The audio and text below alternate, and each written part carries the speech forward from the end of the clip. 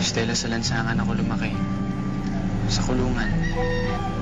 Pag ganun ang buhay mo, dapat sa ka itinatago ang nararamdaman mo. Para hindi ka kayang saktan ng ibang tao. Pero ikaw, Stella, isang irap mo lang, pwede akong masaktan. Stella, mahal kita eh. Mahal na mahal kita. Mahal din kita, Kuboy. Layuan mo siya kahit na hindi mo gusto.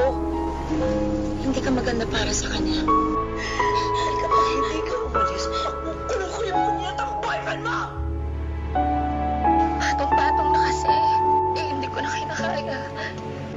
Kuya, siguro pag-iwanan mo na tayo. Kuya, kung hindi tayo pwede nun. Lalo na ngayon. Hindi naman natin pwede ibigay lahat-lahat para kami. Kuya, mga bata pa naman tayo eh. Marami pang pwedeng